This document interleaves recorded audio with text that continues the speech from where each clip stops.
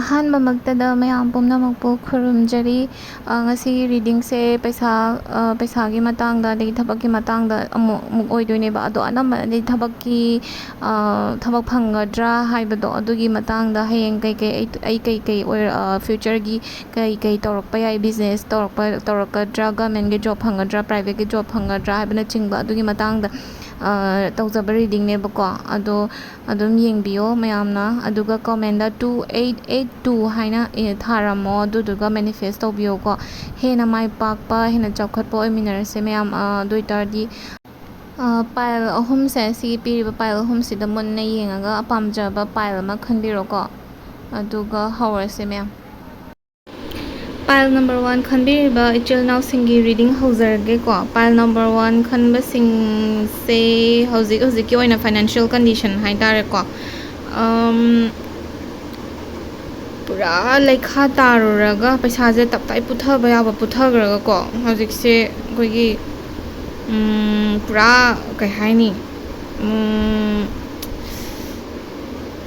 ꯍꯧꯒꯠꯄ ꯉꯝꯗꯅ ꯂꯩꯕ ꯌꯥꯎꯔꯤꯀꯣ. ꯄꯥꯏꯜ ꯅꯝꯕꯔ 1 ꯈꯜꯂꯤꯕ ꯏꯆꯤꯜ ꯏꯅꯥꯎꯁꯤꯡꯒꯤ ꯃꯔꯛꯇ ꯍꯧꯒꯠꯄ ꯉꯝꯗꯗꯅ ꯍꯧꯖꯤꯛꯁꯦ ꯀꯃꯥꯏꯅ ꯇꯧꯔꯒ, ꯀꯗꯥꯏꯗꯒꯤ ꯏꯟꯚꯦꯁ ꯇꯧꯔꯒ ꯑꯩꯁꯤꯕꯨ ꯄꯩꯁా ꯄꯥꯏꯔꯛꯀꯗꯣꯏꯅꯣꯅꯦ, ꯑꯣꯏꯈꯤꯗ꯭ꯔꯥ ꯑꯣꯏꯔꯣꯏꯗ꯭ꯔꯥ,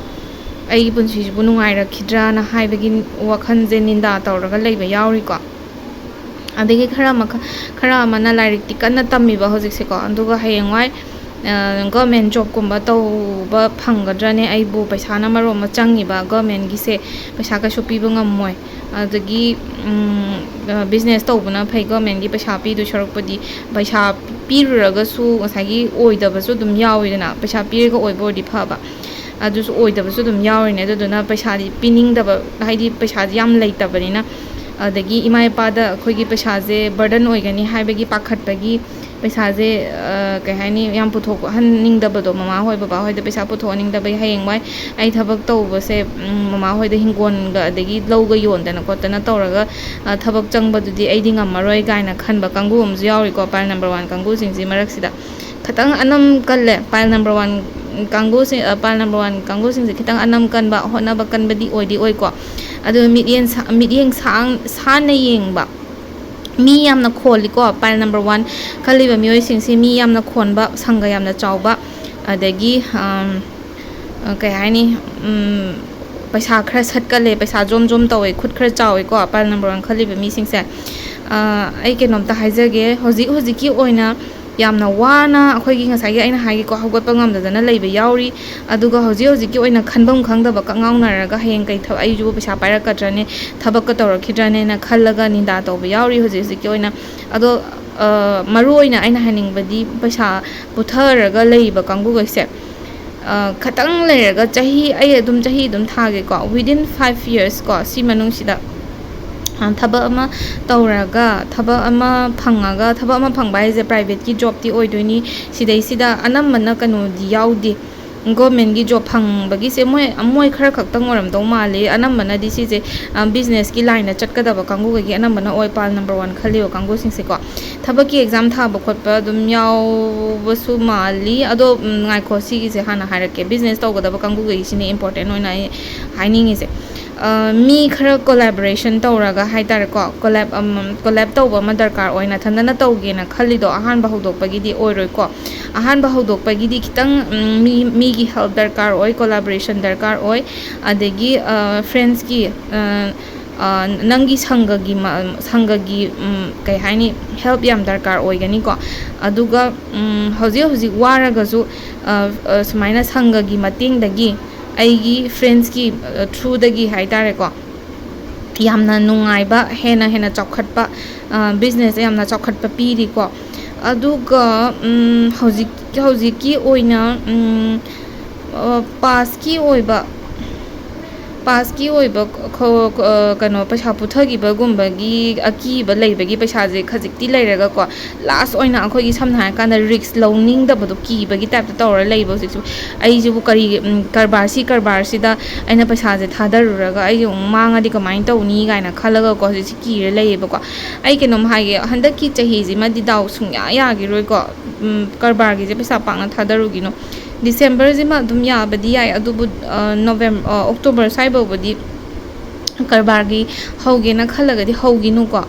ꯑꯗꯨꯒ ꯃꯊꯪ ꯆꯍꯤꯗꯤ ꯍꯦꯟꯅ ꯐꯕ ꯑꯣꯏꯅ ꯄꯤ ꯑꯗꯨꯒ ꯍꯟꯗꯛ ꯆꯍꯤꯁꯤꯃꯗꯤ ꯑꯗꯨꯝ ꯌꯥꯒꯤꯔꯣꯏ ꯃꯊꯪ ꯆꯍꯤ ꯍꯥꯏꯔꯒꯁꯨ ꯃꯥꯔꯆ ꯑꯦꯄ꯭ꯔꯤꯜ ꯁ꯭ꯋꯥꯏꯗꯒꯤ ꯍꯧꯕꯤꯌꯣ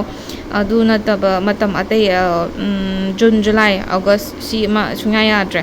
ꯑꯗꯣ ꯃꯥꯔꯆ ꯑꯦꯄ꯭ꯔꯤꯜ ꯁ꯭ꯋꯥꯏꯁꯦ ꯑꯗꯨꯝ ꯐꯩꯌꯦꯅ ꯈꯜꯂꯦ ꯑꯗꯨꯝ ꯁ꯭ꯋꯥꯏꯗ ꯑꯗꯨꯝ ꯍꯧꯕꯤꯌꯨꯀꯣ ꯀꯩꯅꯣꯒꯤ ꯊꯕꯛꯀꯤ ꯑꯣꯏꯅ ꯍꯧꯒꯗꯕ ꯂꯩꯔꯒꯗꯤ ꯑꯗꯨꯒ ꯂꯥꯏꯔꯤꯛ ꯇꯝꯃꯤꯕ ꯀꯥꯡꯕꯨꯈꯩꯒꯤ ꯍꯧꯖꯤꯛ ꯍꯧꯖꯤꯛ ꯑꯦꯛꯖꯥꯝ ꯊꯥꯒꯗꯕ ꯈꯣꯠꯀꯗꯕ ꯂꯩꯕꯁꯤꯡꯗꯣ ꯑꯗꯨꯒꯤ ꯑꯣꯏꯅ ꯌꯦꯡꯉꯛꯄ ꯃꯇꯝꯗ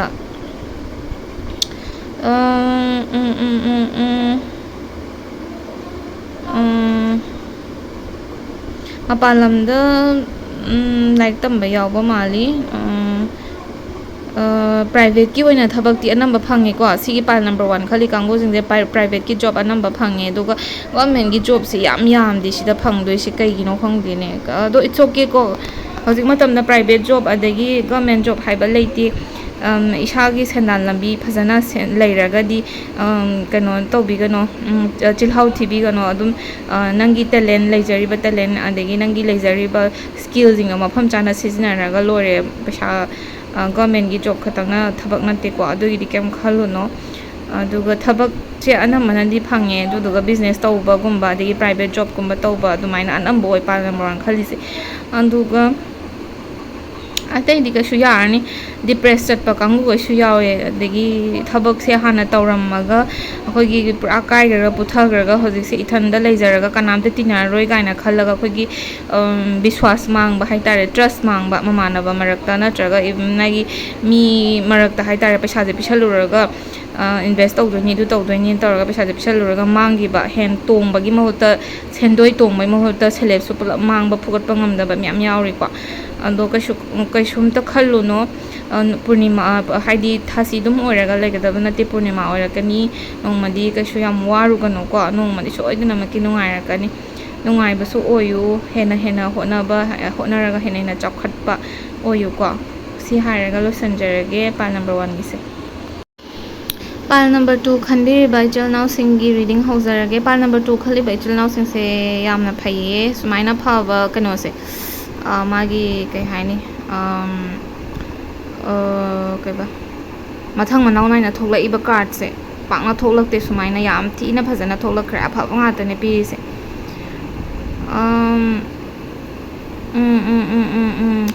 कईनोमा थबक फंगदबा यावेको पाइल नंबर 2 खलिबा इचलनाव सिंगी मरक्ता अन्ना नुंगाइबा पाउ तागदबा थबक खनगदबा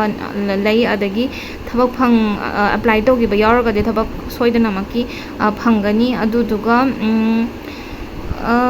थबक ngairiba इचलनाव सिंगी ओइना न्यू अपॉर्चुनिटीज फंगदबा लैको लमदा चटकदबा लै मपा लमदा चटलगा थबक कुंबा तौरगदबा यावरिको पाइल नंबर 2 खलिबा इचलनाव सिंगी मरक्ता अदगी खरा मना न्यू अपॉर्चुनिटीज कईनोमा अपॉर्चुनिटी में लाक्तोरीको इकुई कुइदना अपॉर्चुनिटी है पैसा इन्वेस्ट तौदबदि यारोय सिसिमदि इन्वेस्ट तौगेना खल्ले नंगना थबक अमदा इन्वेस्ट तौगेना खल्ले नत्रगा कारबार अनौबगुंबा हौदोकेना खल्लेबको सिगी पोटसे खितंग खंदरगा तौबियोको खितंग खंदरगा तौबियोदि नुमित थागुंबा येंगागा अदे अखंग हेगा तानरगा कमाई तौबनो कैदौबनो दो कोपना येंगददि यारोय सिगी पोटसे हाथु डिसीजन लौगिनो पैसा थुना पाइनिंगे खंगे पालतू खलिबा इचलनाव सिंसे पैसा थुना पाइनिंगे थबक थुना तौनिंगे लाइक से तंबसे प्रबक लोइसलगा थबक थुना फंगनिंगबदो दुमाइना तौवेको अदो इन्वेस्ट तौगदबा लेरगदि ट्रेडिंग सानबसु यावब्रा कदम तौवे पालतू कांगुसिंग मरक्सिदा ओ फरे पैसा से इन्वेस्ट तौबसे खितंग येंगागा तौबियो कैगिनोदि पैसा से हाथु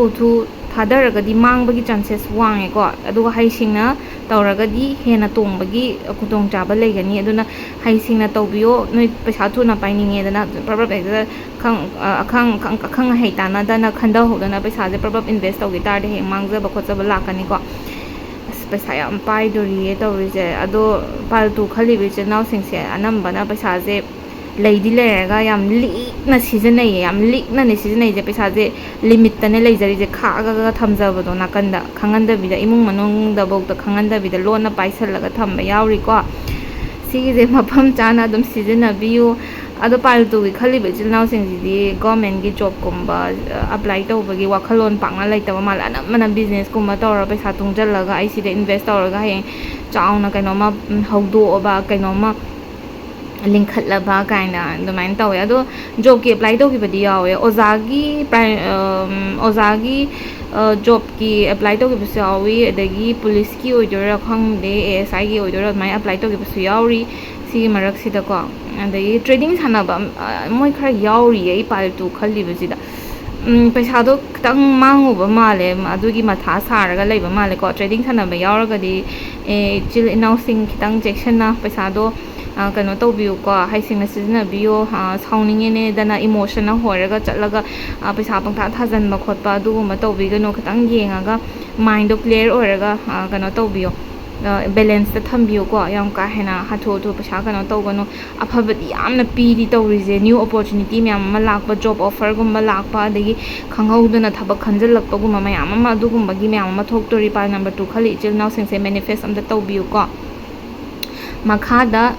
ꯀꯩꯅꯣ ꯇꯧꯕꯤꯌꯣ 2882 ꯍꯥꯏꯗꯅ ꯊꯥꯔꯒ ꯀꯃꯦꯟꯗ ꯃꯦꯅꯤꯐꯦꯁ ꯇꯧꯕꯤꯔꯝꯃꯣ ꯑꯗꯨ ꯑꯝꯇ ꯐꯪꯅꯕ ꯑꯝꯇ ꯍꯣꯠꯅꯕꯤꯌꯣ ꯄꯥꯏꯜ ꯅꯝꯕꯔ 2 ꯈꯜꯂꯤꯕ ꯏꯆꯤꯜ ꯏꯅꯥꯎꯁꯤꯡ ꯃꯥꯡꯍꯟꯅꯤꯡꯗꯦ ꯁꯤꯒꯤ ꯄꯣꯇꯦꯟꯁꯤꯌꯦꯜꯁꯦꯀꯣ ꯐꯪꯕꯁꯨ ꯑꯣꯏꯌꯣ ꯑꯗꯨꯒ ꯑꯈꯪ ꯑꯍꯩ ꯈꯤꯇꯪ ꯇꯥꯟꯅꯧ ꯈꯣꯠꯂꯨꯅ ꯑꯦꯗꯚꯥꯏꯁꯇꯤ ꯄꯤꯔꯤ ꯌꯥꯔꯦ ꯁꯤꯃ ꯀ꯭ꯂꯤꯌar ꯑꯣꯏꯔꯦ ꯂꯣꯏꯅꯃꯛ ꯌꯦꯡꯉꯛꯄ ꯃꯇꯝꯗꯗꯤ ꯑꯣꯜ ꯔꯥꯎꯟ ꯌꯦꯡꯉꯛꯄ ꯃꯇꯝꯗꯗꯤ ꯑꯗꯨꯝ ꯑꯐꯕꯗꯤ ꯑꯗꯨꯝ ꯄꯤꯔꯤꯀꯣ ꯑꯗꯣ ꯊꯥꯁꯦ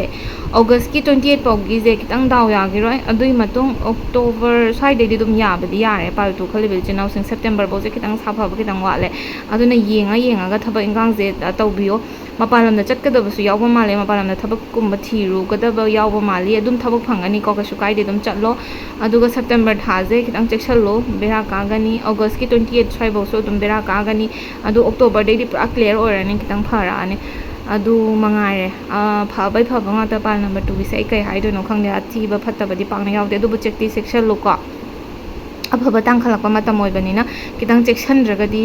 ꯕꯦꯔꯥ ꯀꯥꯒꯅꯤꯕ ꯐꯒꯗꯕ ꯄꯣꯠꯇꯣ ꯐꯩꯔꯒ ꯆꯠꯈꯤꯅꯤꯕ ꯈꯤꯇꯪ ꯋꯥꯈꯜ ꯈꯟꯊꯔꯒ ꯇꯧ ꯑꯣꯚꯔ ꯑꯦꯛꯁꯥꯏꯇꯦड ꯑꯣꯏꯒꯅꯨ ꯑꯣꯚꯔ ꯀꯣꯟꯐꯤꯗꯦꯟ ꯑꯣꯏꯕꯤꯒꯅꯨ ꯈꯤꯇꯪ ꯈꯟꯊꯔꯒ ꯇꯧꯕꯤꯌꯨ ꯑꯗꯨ ꯃꯉꯥꯏꯔꯦ ꯑꯣꯜ ꯗ ꯕꯦꯁ ꯀꯣ ꯊꯕꯛ ꯐꯪꯕꯒꯤ ꯅꯨꯡꯉꯥꯏꯕ ꯄꯥꯎ ꯑꯃꯨꯛ ꯇꯥꯃꯤꯟꯅꯔꯁꯤ ꯀꯃꯦꯟꯗ ꯄꯤꯕꯤꯔꯝꯃꯣ ꯊꯕꯛꯀꯨꯝꯕ ꯐꯪꯕ ꯌꯥꯎꯔꯒꯗꯤꯀꯣ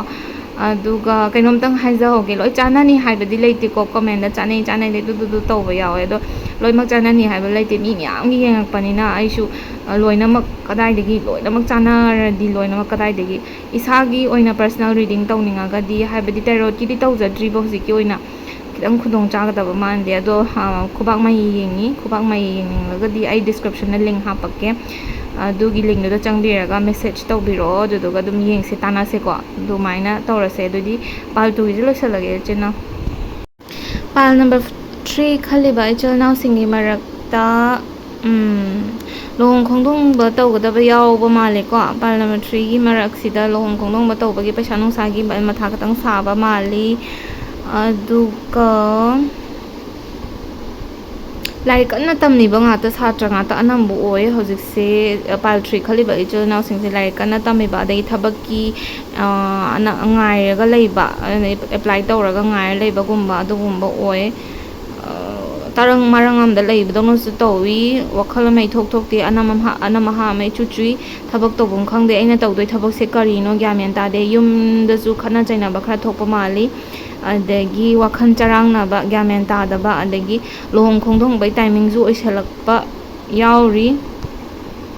ꯊꯕꯛ ꯐꯪꯗꯕꯅ ꯃꯔꯝ ꯑꯣꯏꯔꯒ ꯑꯩꯁꯤꯕꯨ ꯂꯨꯍꯣꯡꯕꯁꯦ ꯀꯃꯤꯠꯇ ꯍꯥꯏꯗꯤ ꯂꯦꯞꯄ ꯉꯝꯗꯕꯗꯣ ꯄꯨꯔꯥ ꯂꯨꯍꯣꯡꯉꯒꯦ ꯈꯣꯠꯂꯒꯦ ꯀꯥꯏꯅ ꯂꯦꯞꯄ ꯉꯝꯖꯗꯕ ꯑꯗꯒꯤ ꯅꯨꯄꯤꯕꯨ ꯀꯣꯏꯅꯤꯡꯗꯕ ꯅꯨꯄꯥꯕꯨ ꯀꯣꯏꯅꯤꯡꯗꯕ ꯑꯗꯨꯒꯤ ꯇꯥꯏꯃꯤꯡꯗꯨꯗꯅꯦ ꯍꯧꯖꯤꯛ ꯂꯩꯔꯤꯁꯦ ꯊꯕꯛ ꯉꯥꯏꯔꯤꯀꯥꯟꯗ ꯑꯗꯨꯃꯥꯏꯅ ꯂꯩ ꯁꯣꯏꯗꯅꯃꯛꯀꯤ ꯊꯕꯛꯁꯦ ꯐꯪꯒꯅꯤꯀோ ꯅ꯭ꯌꯨ ꯑꯣꯄꯣꯔꯆꯨꯅꯤꯇꯤ ꯑꯅꯧꯕ ꯑꯃ ꯂꯥꯛꯑꯦ ꯊꯕꯛꯁꯦ ꯒꯣꯔꯃꯦꯟꯒꯤ ꯑꯗꯨꯝ ꯐꯪꯒꯗꯕ ꯈꯔꯗꯤ ꯌꯥꯎꯕ ꯃꯥꯜꯂꯦ ꯑꯦꯄ꯭ꯂꯥꯏ ꯇꯧꯈꯤꯕ ꯃꯥꯜꯂꯦ ꯑꯣꯖꯥꯒꯤ ꯅꯠꯇ꯭ꯔꯒ ꯄꯨꯂꯤꯁꯀꯤꯒꯨꯝꯕ ꯇꯧꯕ꯭ꯔꯥ ꯈꯪꯗꯦ ꯑꯗꯨꯃꯥꯏꯅ ꯑꯣꯏ ꯒꯣꯔꯃꯦꯟꯒꯤ ꯊꯕꯛ ꯑꯗꯨꯃꯥꯏꯅ ꯈꯔ ꯑꯃꯗꯤ ꯑꯦꯄ꯭ꯂꯥꯏ ꯇꯧꯕ ꯌꯥꯎꯋꯦ ꯄꯥꯏꯜ ꯅꯝꯕꯔ 3 ꯈꯜꯂꯤꯕ ꯀꯥꯡꯕꯨ ꯃꯔꯛꯁꯤꯗ ꯑꯗꯣ ꯐꯪꯗꯤ ꯐꯪꯒꯅꯤꯕꯀꯣ ꯄꯥꯏꯜ ꯅꯝꯕर 3 ꯀꯥꯡꯕꯨꯈꯩꯁꯦ ꯐꯪꯗꯤ ꯐꯪꯒꯅꯤ ꯊꯕꯛꯁꯦ ꯑꯗꯣ ꯑꯅꯝꯕꯅ ꯁꯥꯇ꯭ꯔ ꯉꯥꯛꯇ ꯑꯣꯏꯅ ꯇꯧꯋꯦ ꯍꯧꯖꯤꯛꯁꯦ anam hai chu chu like bok tong ning da bi de gi exam ga je tha doi ne na coaching di chasaluraga koi gi oigadra oirodra na dilemma ma da leiba wakhal ji nung ngai ta ba de gi ching na ba dum tauraga leiba do nung pura tarangam da leibai type tawi adu do